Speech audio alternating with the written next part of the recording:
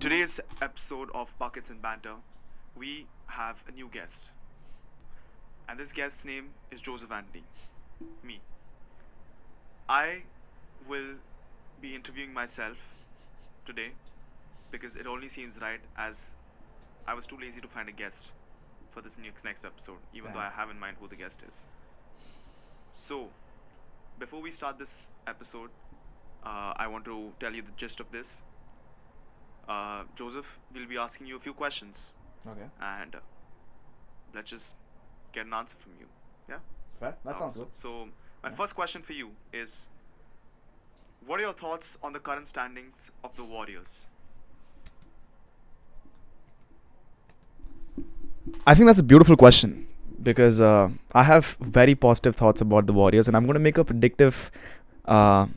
I'm going to predict something about the Warriors, and considering that we have been on a 5-game winning streak, and our record is 41-34, just one game shy of Lakers' record, I think they're 42-35, if I'm not wrong, but I probably am wrong. But yeah, I think Warriors are going to face a very easy down the stretch games because they're facing Rockets, Mavericks, Jazz, Lakers, Trailblazers, Pelicans, and Jazz once again.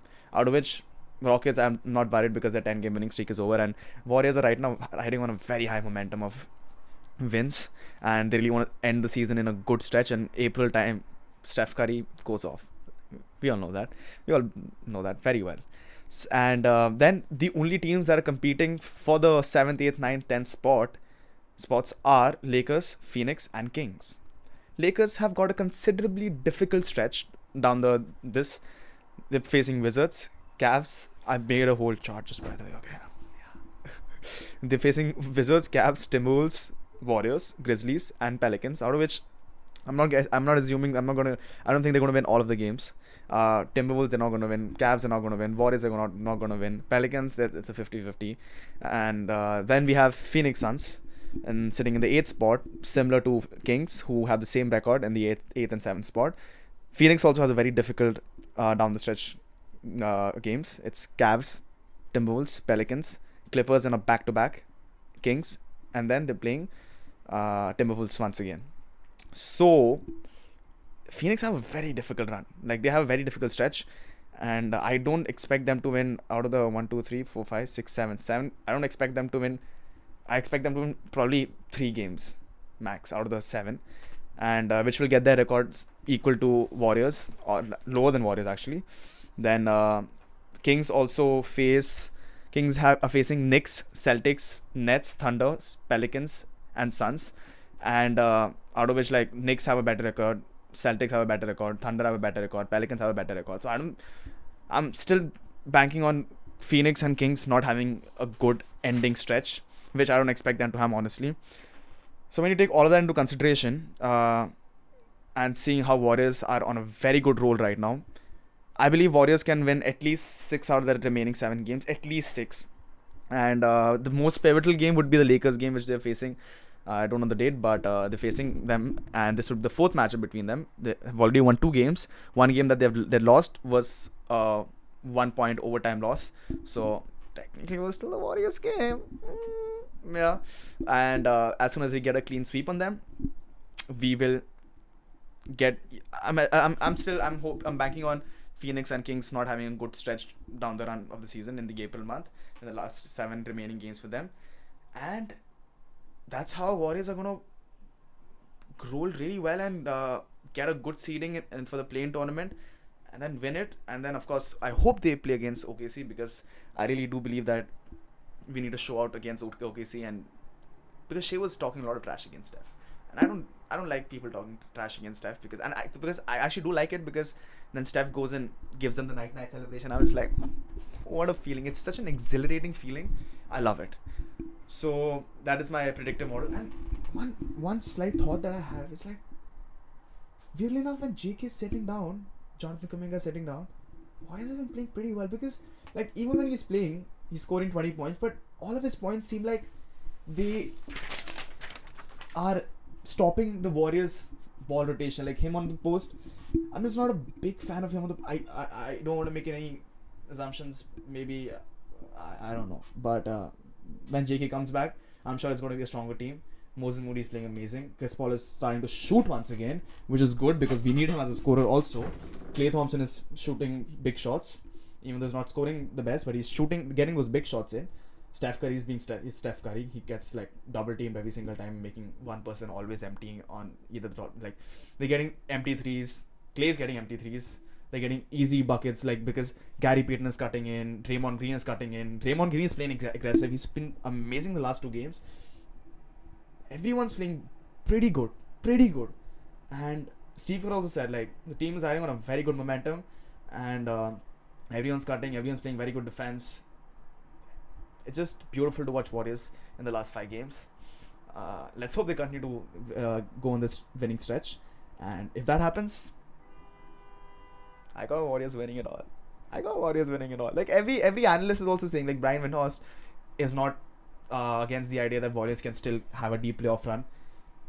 Most of them, only Kendrick Perkins is the one who's like, Warriors won't do it, Warriors dynasty is ended, Warriors dynasty. But he's a hater. He's been a hater. He's the one who did this. So I mean, Kendrick Perkins, you gotta like stop with the Warriors hating. Yeah, so that's my take on Warriors, I think. And because I want to mix up the questions, I just want to ask you, how's life? How's work? How's work for you? I heard you are working in a new brewery. Okay. That must be fun. Tell me about it. Joseph, that's an interesting question. Work's been pretty chill. I did this April Fool pranks. Why did I say pranks? I did this April Fool's prank on my supervisor Freya, which was a very good success. So I walked in for work that day, and I was like, I need to think of a prank because I consider myself as the later to be deemed the prankster prince by my supervisor on an official report. I love that. But that made my day, honestly. That really made my day. But yeah, I walked in and I asked my supervisor Maria that like, what's up? Like, is there a pranking culture over here? If I do it, will I get fired? She was like, no, go for it. Go ahead and do it. I was like, yeah, I think I'm going to do it. Then definitely going to do it. So I went ahead. I decided that I'm going to ask a customer to get involved in the prank. So my goal was to look for a customer who would come and have a disagreement with me, and enough for her, the customer, to call my supervisor and make the supervisor, feel like shit that your staff member is so ass. And after 2 unsuccessful attempts of people just saying, I don't think I'm ready for that, I don't think I can do this, no, I can't, I was like, I need to find another person. And so there were 2 people who seemed very like they were about to leave or something, and they were very comfortable in that place. And they were pretty comfortable. So like one person was lying down on the bench and the other person was just sitting and taking support from the wall. And so I was like, yeah, these are the perfect people for my prank. So I got them, and they came to the bar, and Freya at that point was not present. So I had to make. Then Maria and Alana were like she's like, where's Freya? And they found her. They're like, oh, can you please cover for me? So she was there in the bar, so we could prank her. And then Freya came to the bar, and we started the prank. They came. We had a huge argument about where the water is.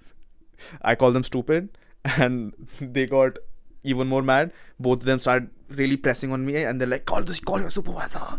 And Freya was right next to me, okay? And she was listening to the whole conversation.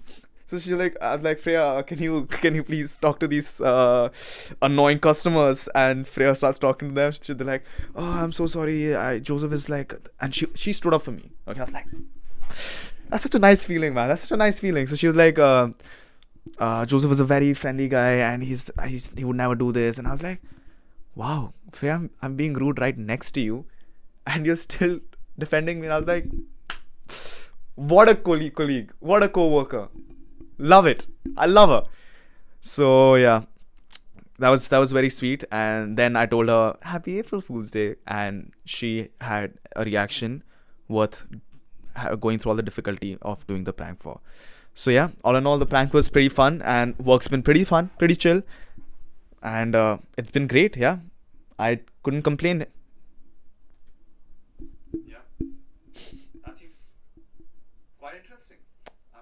Yeah, it was. My next question for you is, what do you think about the March Madness, specifically Caitlin Clark's masterful performance? And do you see any comparisons between Steph and Cece? I totally agree. Oh shit. I definitely see comparison between Steph and CC. Like, no cap.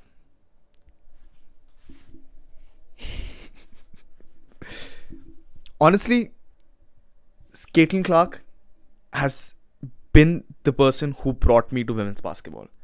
She is the one who dragged me. I've tried watching WNBA games. I have tried. Okay? And it was just not fun. For me at least.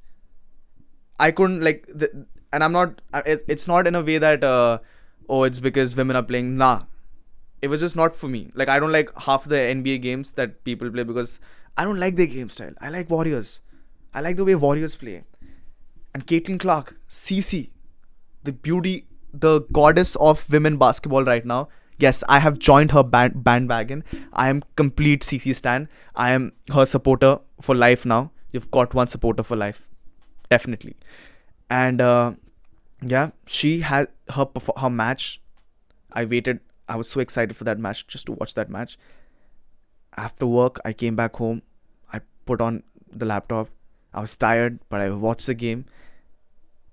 And she played. Like, at the start, she was having a lot of turnovers, which one of the tweets reminded me that, one tweet on Twitter said, Caitlin Clark reminds me of 2016 Steph with these lazy turnovers. And I was like, that's true, man. Steph does the same thing. Like, he gets so excited and so quick paced in the game that he sometimes has those lazy turnovers that you shouldn't have, which very much resembles so much of Steph in CC. I was so glad that I have this one team now. After Steph retires, I have another favorite player, because I'm in that fear, like, Steph's career is ending, but I'm getting to see another Steph Curry in Caitlin Clark in the coming for the next 20 years, I hope. And I think what she did, and her and Angel Reese having a 12.3 million viewership for that game, which is the highest across any season, like last season's every game except one Game 5 of the finals. Game 5 of the finals. And she had 12.3 million viewers, people watching her, and it was only lesser than the Game 5 of the finals. That is mind blowing. But yeah, I'm just very passionate about CC right now. Like, I truly am. So I think she's doing great.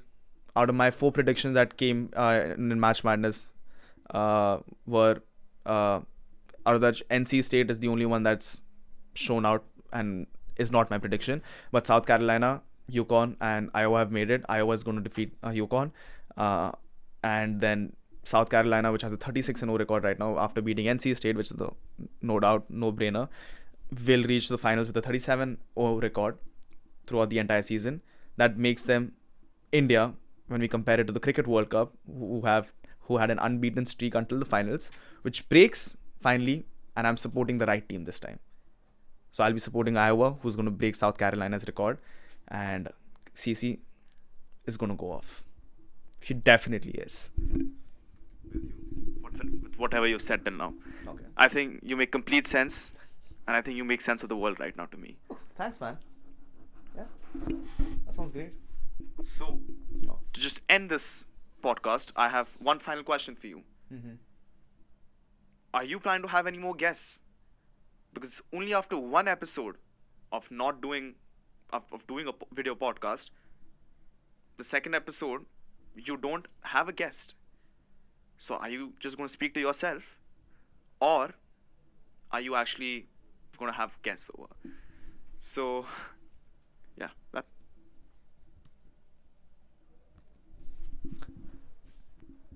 That's a good question, because honestly, I just got lazy.